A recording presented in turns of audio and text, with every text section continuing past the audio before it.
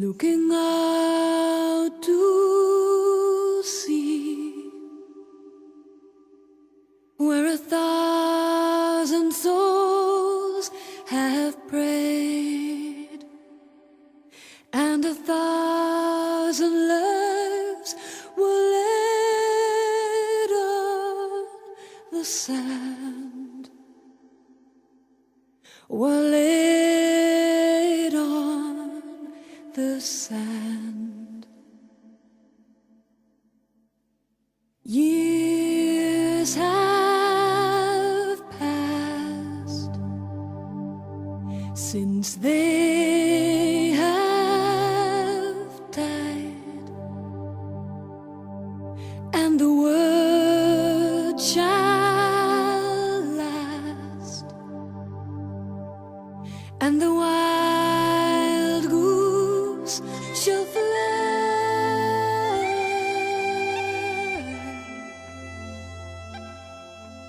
shall fly.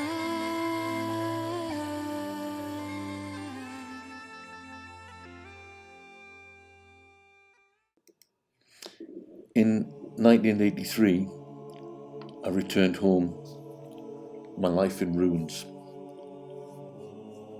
I'd been ordained a deacon in the Roman Catholic Church with a religious order, and I was awaiting full ordination when I discovered 2 cases of clerical abuse within my order. I reported these cases to the head of the order, whose response was simply to throw me out of the seminary. When I got back to my beloved Northeast, I retreated to the sacred sites of Northumbria, a place I felt safe enough to stand and shout at my God, and to pour out my anger.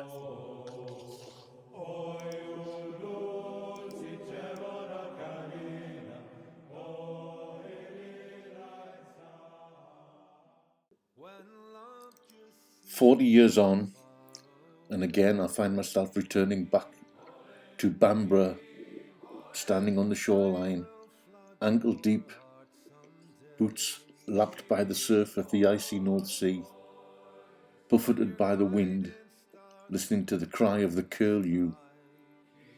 And as I stare out to my beloved Lindisfarne, with Cuthbert Isle shining like a beacon in the foreground, I'm drawn back, like a magnet, with a pull that's far stronger than my urge to run away. No matter how I resist, and believe me, I do, the pull is just too strong. I know that once again, I'll recommit myself and get back onto that pilgrim road, supporting my abused brothers and sisters.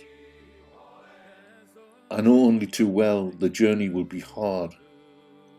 I'll be criticised and smeared, as I have been many times before. But not to stand with them would mean not to be with Jesus, my beloved friend and Saviour. So once more I'll stand firm and pray for the resolve to continue.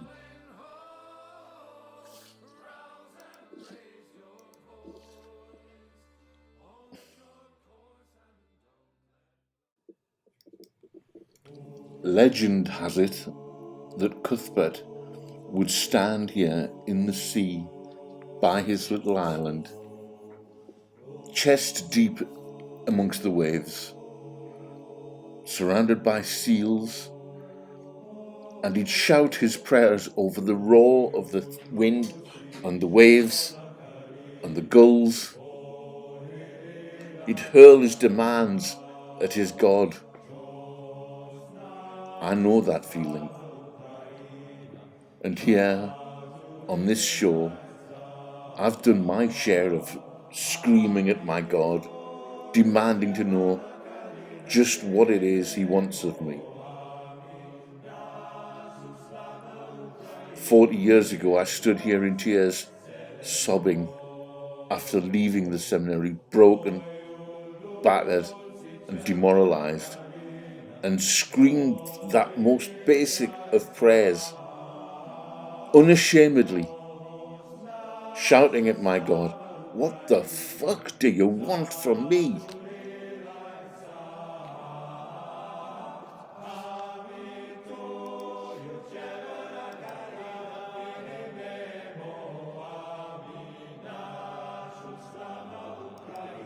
Where others talk of their calling with the sense of being drawn into something, some deep experience, for me, it's been more like trying to escape and being dragged back, screaming and kicking, pulled back by that magnet. The hurt and pain I see within the Church of England, through its complete failure on issues of safeguarding, causes me to long to be able to run and hide and leave that fight for justice to others. But that call, that magnetic pull, is just too strong. When I cry out to God to send someone, He seems to be replying, I'm sending you.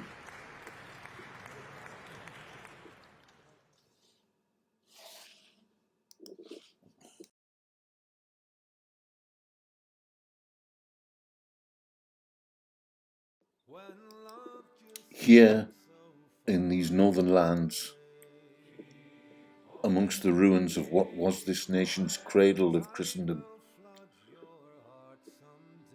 I feel that call to rebuild those ancient altars.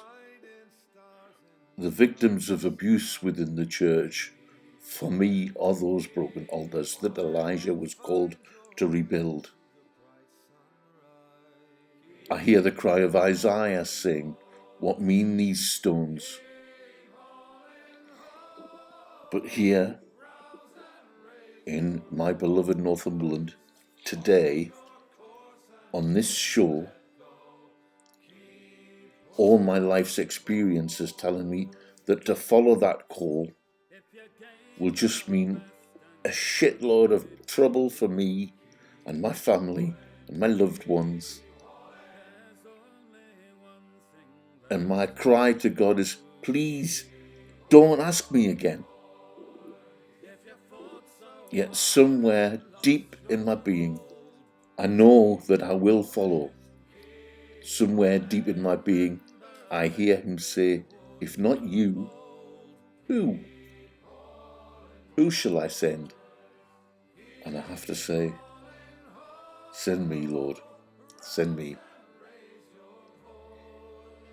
Just like Jonah, I find myself spewed up on these sands, vomited back to where He wants me to be, to where this journey began, to the very place that I'm running from. The J report drives this home. Let's talk about it.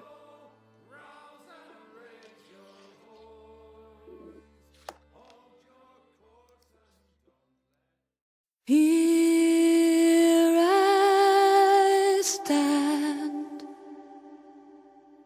looking out to sea, where 1,000 souls have prayed, and 1,000 lives were laid on the sand,